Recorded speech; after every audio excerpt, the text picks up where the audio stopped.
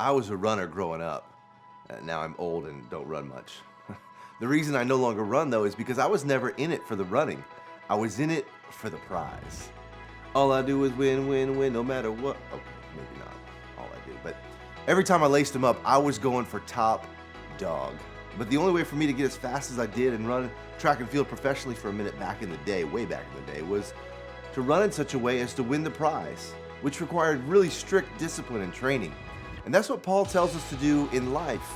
In 1 Corinthians 9:24, he says it like this: "Do you not know that in a race all the runners run, but only one receives the prize? So run that you may obtain it." First, I think it's so cool that back in Bible days, people were racing each other. That's so weird. That's a lot of evidence to the reality of the human spirit of competition, training, struggle, victory, and defeat.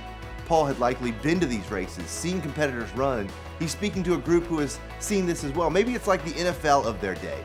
Maybe they had heroes and famous runners, and those people always won. And Paul tells his audience, everybody runs in a race, but only one gets the glory. Only one gets the prize. And to get the prize, he or she has to run in a certain way.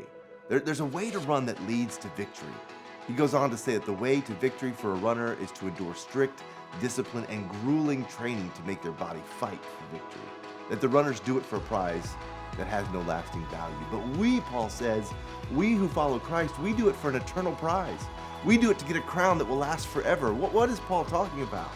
Right before he used this analogy, he talked about how committed he was to reaching everyone he possibly could with the story of the gospel. He was passionate about serving God through sharing the life-changing story of Jesus with everyone that he could. He endured all kinds of challenges. No doubt he wanted to give up. Like a runner in a race, these thoughts crossed his mind.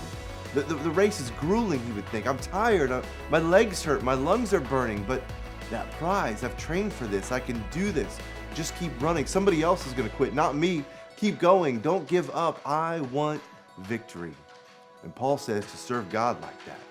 Though these thoughts cross our minds, I'm tempted, I'm tired, I've failed, I'm weary, I'm distracted, I'm not sure where God is right now. We keep running because there's a prize for those who endure. Our faithfulness will be rewarded. There's value in sharing the gospel, living for Christ, dying to ourselves, making him known. And so we press on. We don't give up. We run this race of life in order to find out what happens at the finish line. So how are you running? What thoughts are crossing your mind?